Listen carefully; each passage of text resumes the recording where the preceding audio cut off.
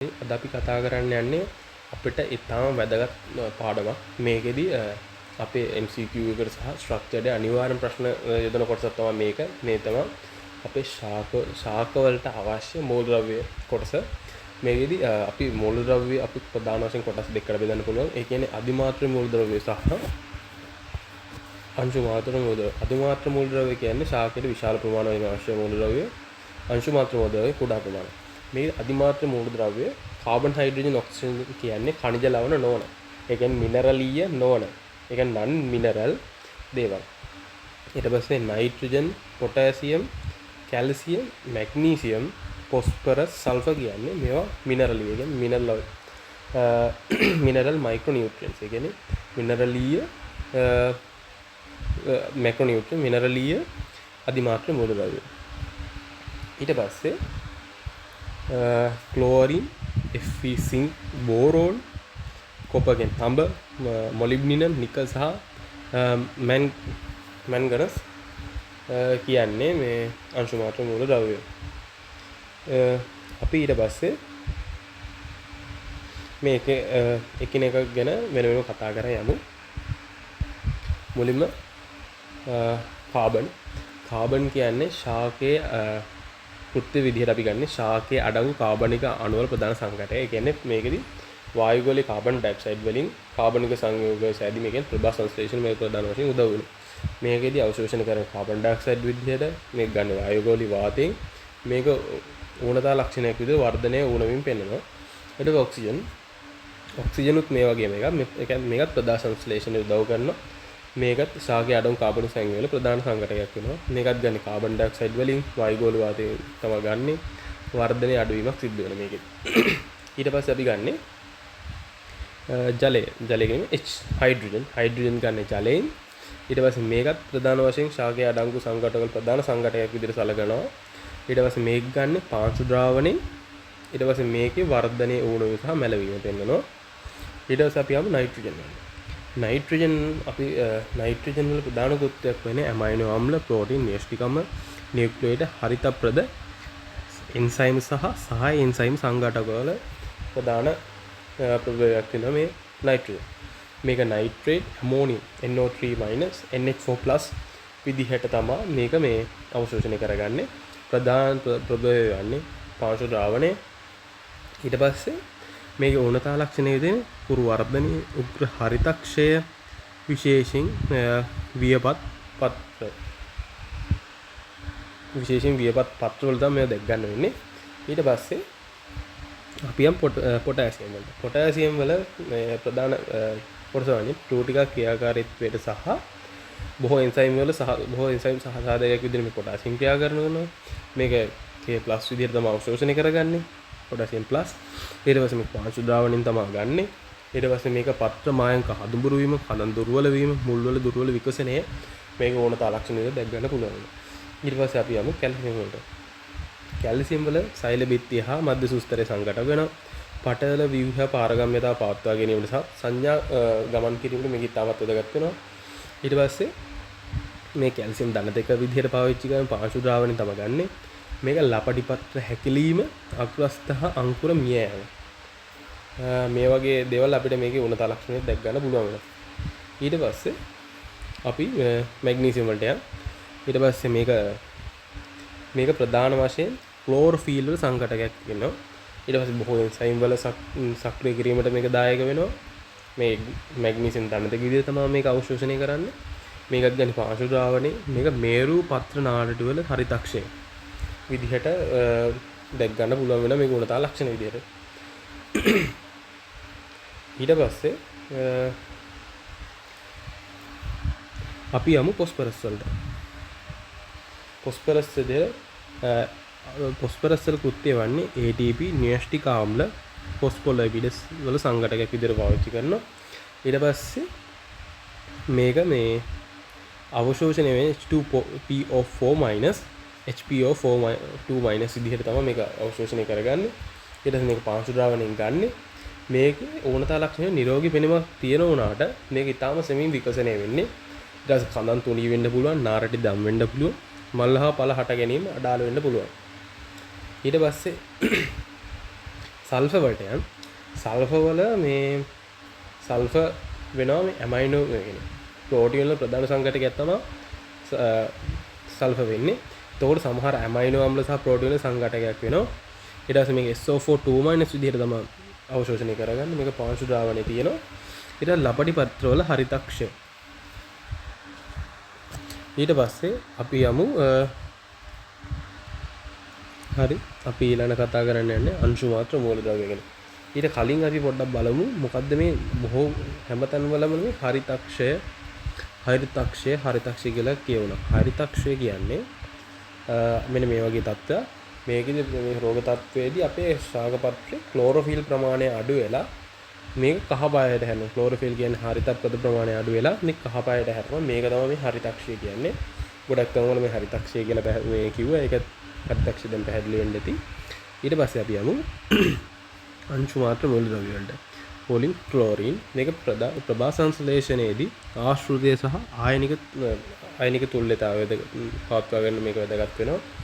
මේකෙදී අර වතුර ප්‍රමාණය පවත්වා ගැනීමටත් මේ ආයනික තුල්‍යතාවය බොහෝ සෙයින් වැදගත් වෙනවා. එතකොට මේක අවශෝෂණය වෙන්නේ Cl- විදිහට.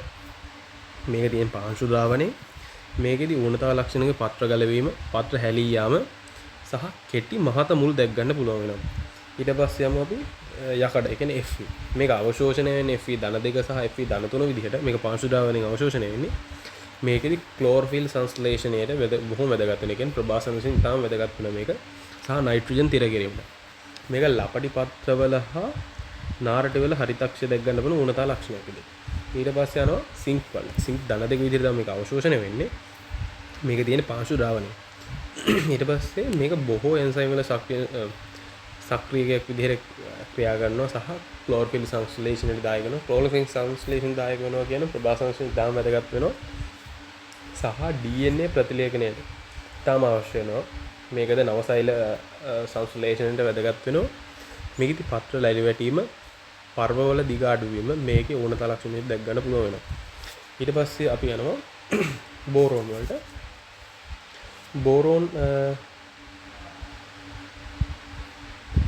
බෝරෝන් වල ප්‍රධාන වශයෙන් මේක අවශෝෂණය වේ H2BO3- විදිහට. මේකේ තියෙන පාංශු ද්‍රාවණය. මේකද හරිත සංශ්ලේෂණ සහසාධකයක් සහ සෛල බිත්තිවල කෘත්‍යයේදී දායක වේ සහ පරාගනාල වර්ධනයට වැදගත් වෙනවා. එතකොට මේක විභාජනයෙන් සහ මේක ඵල නිර්මාණය වලින් ගොඩක් වැදගත් වෙනවා මේ බෝරෝන්. එතකොට ඊට අමතරව මේක සීනි ප්‍රවාහනය හා පටකවල සීනි යැවීම සඳහා සෛල බිත්ති සෑදීම හා පරාග ප්‍රෝහණය මේකත් එක්ක සිද්ධ වෙනවා. එතකොට මේකේ ඌනතා ලක්ෂණ විදිහට විභාජක මියෑම, ඝන චර්ම පත්‍ර සහ දුර්වර්ණ වූ පත්‍ර දැක් ගන්න පුළුවන් වෙනවා. ඊට පස්සේ අපි යනවා කොප. කොප කියන්නේ තඹ, කොප ධන 2 සහ කොප විදිහට තමයි මේක පාංශු ද්‍රාවණයෙන් අවශෝෂණය වෙන්නේ. මේක සමහර එන්සයිම් වල සංඝටක හෝ සක්‍රියක විදිහට ක්‍රියා කරනවා. ඊට අමතරව මේ ඔක්සිකරණය අඩු කිරීම සිදු කරනවා. මේක ප්‍රභා සංශ්ලේෂණ ඉතාම අවශ්‍ය වෙනවා. ඊට පස්සේ මේක ලපටි පත්‍රවල ලාකොල පැහැතිවීම, පත්‍ර අග්‍රය වියලීම, මුල්වල වර්ධනය බාල වීම හා අධික බෙදී යාම මේකේ ඌනතා ලක්ෂණ විදිහට පෙන්වනවා. ඊට පස්සේ මොලිබ්ඩිනම් මේක MoO4 විදිහට තමයි අවශෝෂණය වෙන්නේ. මේක පාංශු ද්‍රාවණයෙන් අවශෝෂණය වෙන්නේ. මේක නයිට්‍රේට් රිඩක්ටේස් එන්සයිම් කොටසක් වේ. ඊට පස්සේ මේක නයිට්‍රජන් පරවෘත්තයට දායක වෙනවා. කඳේ හා මොලේ අග්‍රමිය යන මේරු පත්‍රවල හරිතක්ෂය මේක ඌනතා ලක්ෂණ විදිහට බලා ගන්න පුළුවන්. ඊට පස්සේ නිකල්. මේක අවශෝෂණ නිකල් ධන 2 විදිහට පාංශු ද්‍රාවණය තමයි සිද්ධ වෙන්නේ. ඊට පස්සේ මේක යූරියේස් එන්සයිමේ කොටසක් වෙන මේ යූරියස් එන්සයිම තමයි නයිට්‍රජන් පරිවෘත්තයට වැදගත් වෙනවා. ඊට අමතරව මේකෙදි යූරියා බිඳ දැමීම සිදු කරනවා. මේකත් ඌනතා ලක්ෂණය විදිහට පත්‍ර අග්‍රේමිය යෑම සහ මේරු පත්‍රවල හරිතක්ෂය දැක් ගන්න පුළුවන් වෙනවා.